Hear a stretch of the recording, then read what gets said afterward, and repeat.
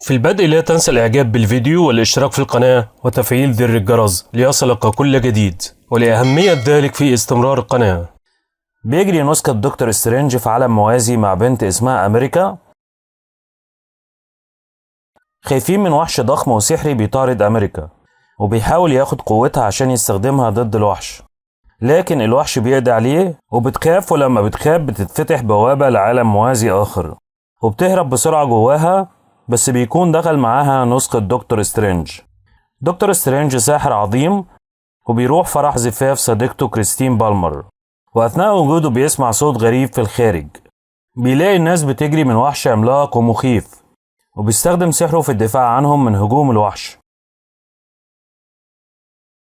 بيمسك الوحش أمريكا وبيجي وانج الساحر صديق دكتور سترينج وبيساعدهم، وبيمسكوا الوحش وبيطارد أمريكا، وبيغمى عليه سترينج وبيفوق سترينج وبينقذ وانج، وبيصعد مبنى خلف أمريكا عشان ياخدها وبيطاردها، وبتشوف كريستين من البلكونة المنظر الغريب. بيمسك الوحش سترينج وما زال بيطارد أمريكا، لكن سترينج بيقدر يقضي عليه بسحره. وبيسألها ليه الوحش كان عاوز يقتلها، بتقوله انه ما كانش عاوز يقتلها وانه كان عاوز يخطفها وياخد قوتها. وبيسألها عن طبيعة قوتها، بتقوله انها بتنتقل عبر العوالم الموازية لكن ما بتعرفش تتحكم في قدراتها، وان قدرتها على التنقل بين العوالم الموازية بتعمل تلقائيا لما بتكون في حالة خوف. بيقول لها دكتور سترينج انه حلم بيها امبارح بتهرب وبتجري من وحش مخيف. بتقوله ان ده ما كانش حلم وانه كان حقيقة، وانه حلم الحلم ده عشان قرينه او نسخته من العالم الموازي كان معاها، وبتقوله انه مات. ما بيصدقش دكتور سترينج وبتاخده وبتخليه يشوف قصة نسخته ديفندر اللي بيشبهه تماما. بيتأثر دكتور سترينج بكلام أمريكا وبيقرر يروح يطلب مساعدة الساحرة واندا، بالرغم من انه ساحر لانها اكتر منه خبرة مع الوحوش الغريبة. وبيقول لها عاوز مساعدتك عشان في وحوش غريبة بتطارد بنت، وبتقوله هاتلي أمريكا هنا أساعدها. وبيكتشف سترينج إنها بتعرف اسمها من غير ما يقول لها، وإن الساحرة واندا هي اللي بترسل الوحوش وراها عشان تحصل على قوتها لنفسها.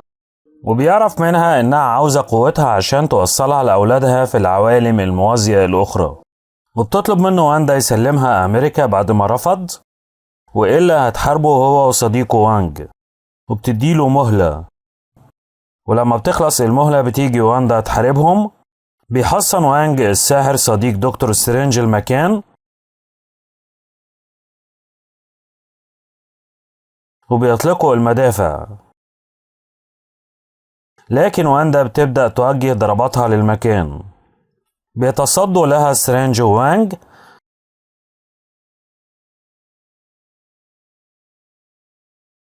لكن واندا بتدمر المكان.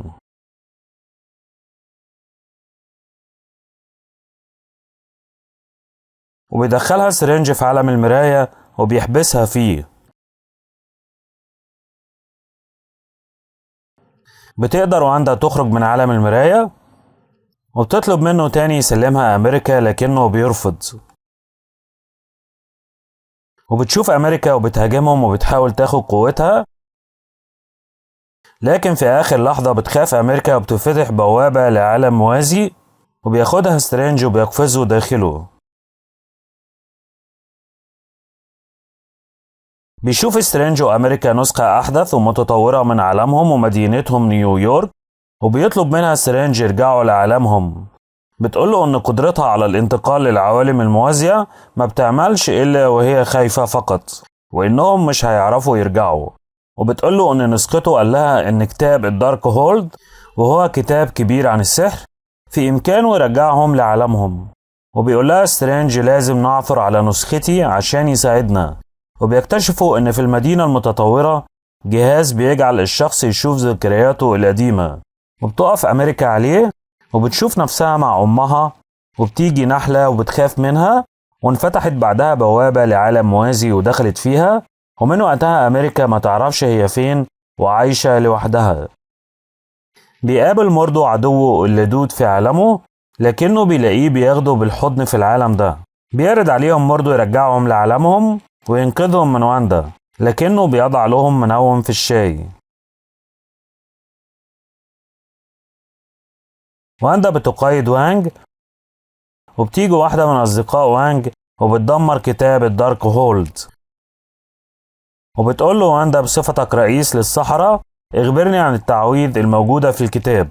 وبيقول لها وانج انه كان مجرد نسخة، وان في نسخ تانية موجودة في عالم موازي اخر عند جبل واندا غور، وبتروح معاه له، وبيدخلوا بوابة لعالم اخر في برج ضخم في مكان جليدي.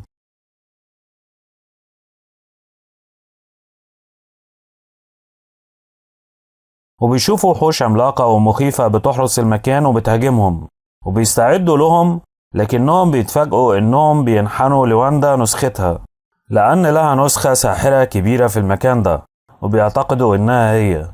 وبيقول لها وانج اللي هيدخل هنا مش هيحتاج الكتاب، لان كل كلمة فيه مكتوبة على جدرانه.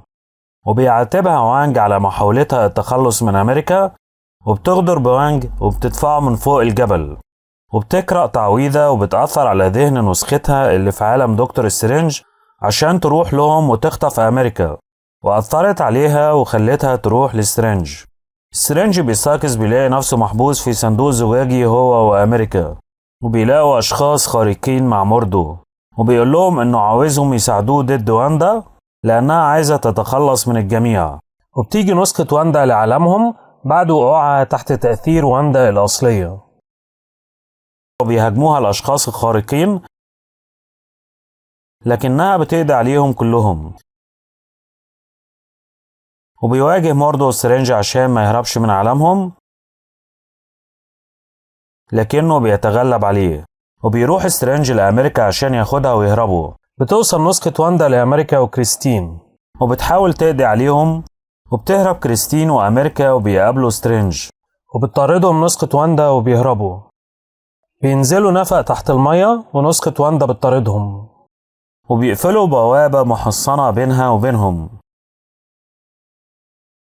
وبيتفاجئوا إنها اخترقتها وإنها أمامهم، وبيدمر سترينج النفق عليها وبيهربوا. وبيوصلوا للبوابة اللي بتوصل لكتاب الدارك هولد، وبيلاقوا هناك الكتاب، لكن بتروح وراهم نسخة واندا وبتهاجمهم، وبتمسك أمريكا وبيتحرق الكتاب. وفتحت أمريكا بوابة لعالم تاني لما خافت، وبتتحكم فيها نسخة واندا وبتجعلها تفتح بوابة تانية للمكان اللي فيه واندا الأصلية، وبتدفعها عندها، وبتبدأ تسحب قوة أمريكا. بيروح سترينج وكريستين لعالم غريب كل شيء فيه معلق في الهواء، وكل اللي فيه أموات،